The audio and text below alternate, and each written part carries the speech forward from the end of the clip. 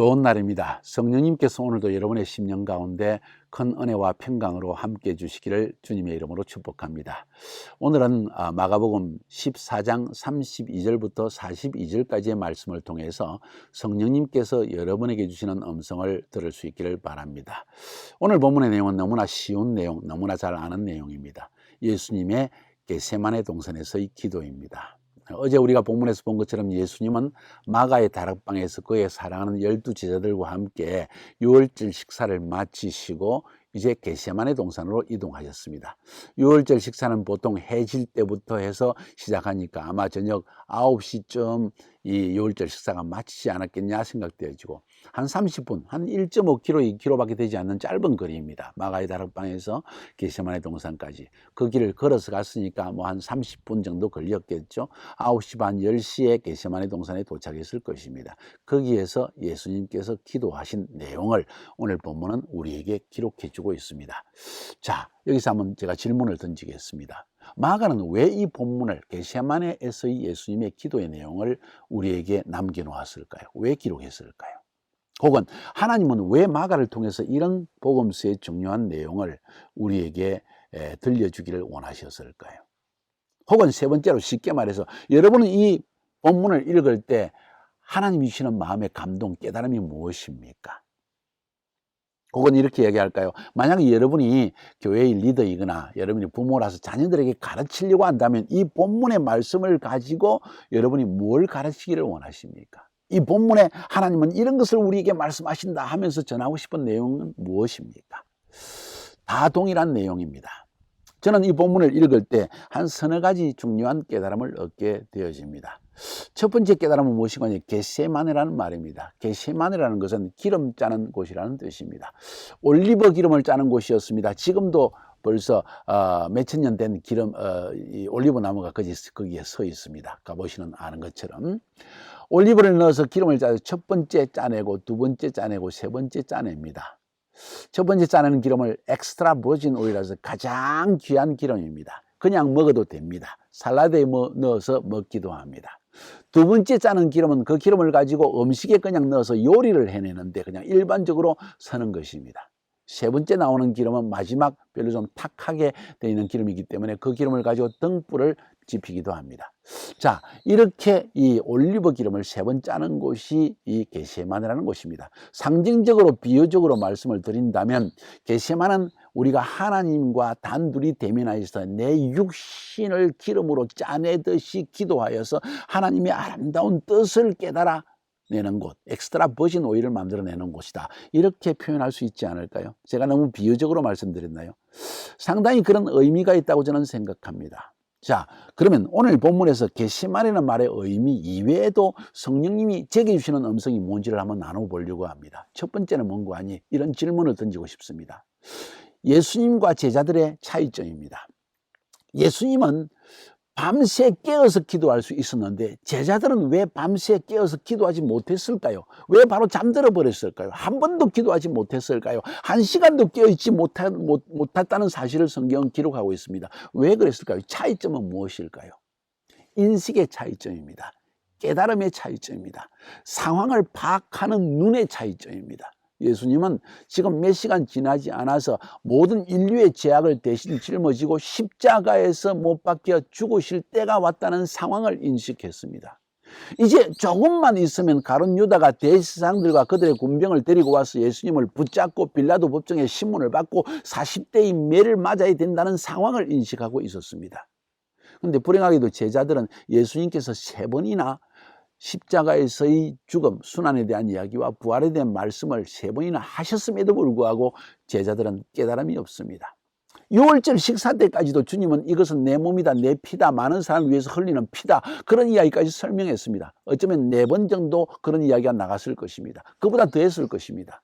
그런데 제자들은 상황을 파악하는 능력이 없습니다. 왜 그랬을까요? 왜 깨달음이 없을까요? 자기 자신의 생각에 사로잡혀 있었기 때문입니다. 생각해 보세요.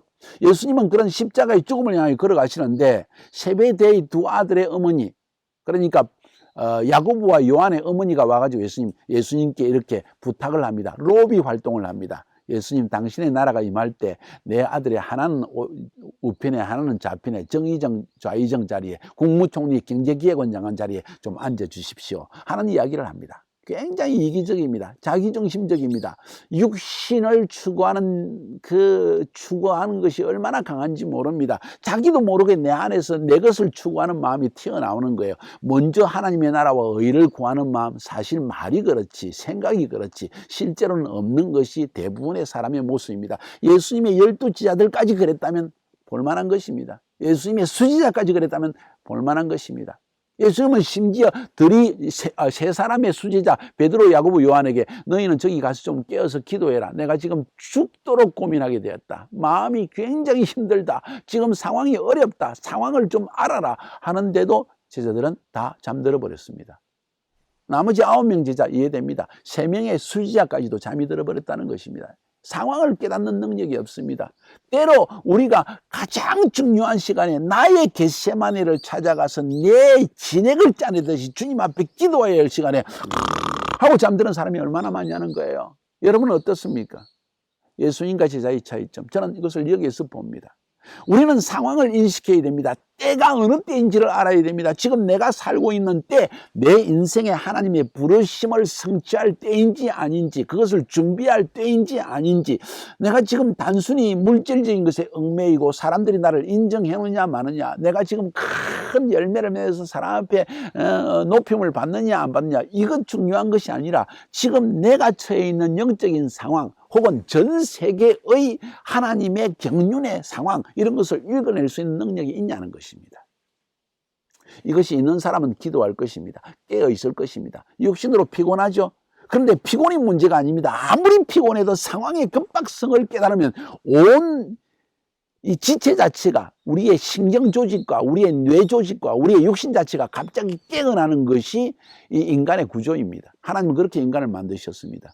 불행하게도 제자들은 그러지 못했습니다. 상황을 깨닫지 못했기 때문에 잠들어 버렸다는 거예요. 여러분은 그럴 때가 없습니까? 그럴 때가 많을 것입니다. 육신이 연약하기 때문이라는 표현을 했습니다. 너희가 마음은 온일로되 육신이 연약하도다. 마음은 소원이 있지만 내 육신이 연약하다. 근데 왜 육신이 연약한 가운데 빠져 있느냐? 상황을 깨닫지 못하기 때문입니다. 여러분이 상황을 깨닫는다면 절대로 아무리 피곤해도 잠들 수가 없습니다. 피곤함을 말하자면 예수님이 더 피곤한 분이에요. 왜? 리더이기 때문입니다. 온갖 책임을 자기 어깨에 메고 짊어가는 분이십니다. 제자들이 깨닫지 못할 때 그 마음의 안타까움은 이루 말할 수가 없습니다. 영혼이 더 피곤한 분입니다. 육신도 더 피곤한 분입니다. 그런데 주님은 잠들지 않고 깨어서 기도했고 제자들은 잠들었다. 깨달음, 상황을 파악하는 능력. 여러분 주님 앞에 그걸 달라고, 그걸 지혜라고 이야기합니다. 때를 분별하는 능력, 이걸 달라고 기도하세요. 여러분의 때는 언제입니까? 여러분이 지금 어떤 상황에 처해 있습니까? 지금 먹고 사는 거, 직장 구하고 어떻게 하면 내 인생을 한번 아파트라도 하나 더 사보고 이게 집중하고 있습니까? 아니면 하나님 안에서 지금 하나님이 나를 부르신 시기가 언제인지를 깨닫고 깨어서 기도하고 있습니까? 첫 번째입니다. 두 번째 깨달음은 리더는 홀로 서기를 배워야 한다는 것입니다. 자, 오늘 본문에도 보는 것처럼 예수님의 12지자가 있었지만 다 잠들었습니다. 심지어 수지자 3명도 잠들었습니다. 깨어서 기도라고 따로 이야기했는데도 깨닫지 못하고 잠들었습니다. 자, 리더 그때 불평해야 될 것입니다. 뭐 이런 놈들이 다 있어. 너 상황을 그렇게 깨닫지 못해 하고 주님은 야단치지 않았습니다. 단순히 이야기만 했습니다. 분명히 그들이 기도하지 않는 것도 알고 계셨습니다. 근데도 왜 그냥 야단치지 않고 그 말만 하고 지나가셨을까요? 나중에라도 깨달으라고. 주님이 그런 말씀을 하셨는데도, 그런데도 역정내지 않으시고 불평하지 않으시고 화내지 않으시고 우리에게 그냥 가르치셨구나 하는 것을 깨닫게 하시기 위해서 그렇게 말씀하신 거예요. 그런데도 불구하고 예수님은 더 중요한 것은 뭔고 하니 그들을 의탁하지 않으셨습니다. 제자들이 기도해서 나를 도와줄 것이라고도 기대하지 않고 그분은 홀로 가셔서 기도했다는 거예요.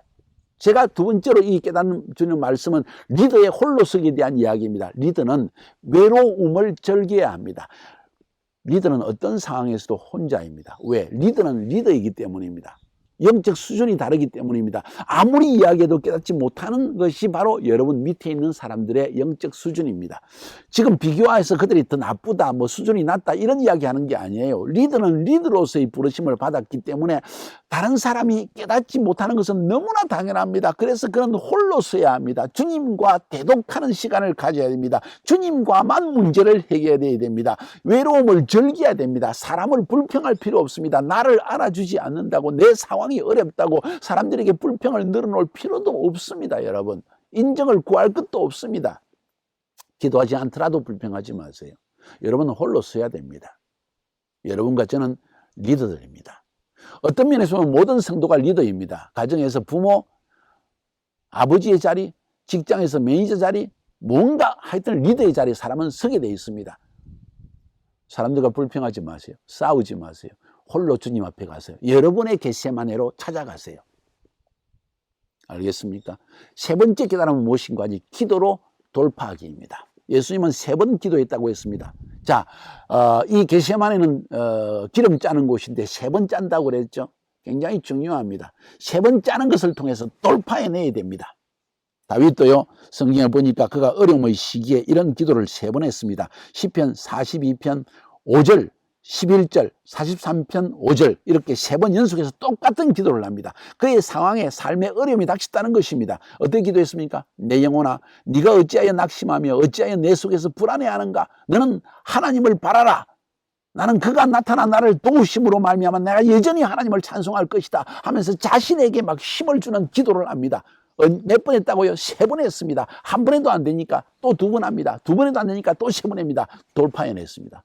예수님도 겟세마네에서 3번 기도했다고 복음서에 누가복음, 마가복음, 마태복음, 이 요한복음 다 살펴보면 3번 기도했다고 말씀하십니다. 돌파해냈다는 것입니다. 3번만 기도해라는 이야기가 아닙니다. 돌파라는 것입니다. 언제까지? 승리했다는 확신이 들 때까지. 주님 보세요. 결국 승리하시고 난 다음에 이렇게 말씀하십니다. 3번째 오사 저희에게 이르시되 이제는 자고 쉬어라. 그만이다. 때가 왔도다. 보라, 인자가 죄인의 손에 팔려오느니라. 일어나라. 가자. 보라, 나를 파는 자가 가까이 왔다. 지금 주님을 붙잡으러 가고 죽이러 왔는데 가자 하고 담대한 모습, 뚜벅뚜벅 걸어가는 그 모습, 리더의 모습입니다. 승리한 리더, 기도로서 승리한 리더의 모습이라는 거예요. 여러분은 어떤 모습을 보여주고 있습니까? 육신에 연약하면 성경이 이야기하기를 마음은 원이로 돼 육신이 연약하면 우리도 그렇습니다 하고 그냥 넘어질 것입니까? 아니요. 상황을 파악하는 능력이 있어야 됩니다. 깨달아야 합니다. 그리고 홀로 서서 나만의 겟세마네 동산으로 들어가서 나만의 겟세마네에서 주님 앞에 간절히 기도로서 결국은 돌파해서 승리하는 그런 삶을 살아야 되지 않을까요? 그러지 않으면 여러분의 인생의 절망의 문제를, 여러분의 인생의 고난의 문제를, 여러분의 부르심을 성취하지 못하게 방해하는 사탄의 세력들을 여러분 어떻게 이겨낼 것입니까? 한번 생각해 보세요. 여러분의 삶의 상황에 많은 이런 겟세마네 가야만 하는 시간들이 찾아올 것입니다. 부부관계에서, 자녀와의 관계에서, 가정 문제에서, 또 직장 동료와의 문제에서, 혹은 교회 안의 동사역자의 관계에서, 혹은 물질적인 문제에서, 혹은 하나님의 뜻을 이루려고 하는데 되지 않는 뭔가 가로막힌 상황이 벌어질 때 겟세마네로 가세요. 홀로 서세요. 사람을 의지하지 마세요. 외로움을 즐기세요. 리더는 외로움을 즐기는 자가 되어야 됩니다. 그러면서도 모든 사람과 함께 담대하고 즐겁게 보낼 수 있습니다. 왜? 홀로 서서 기도로 돌파해서 이겼기 때문입니다. 그런 여러분이 되기를 주님의 이름으로 축복합니다.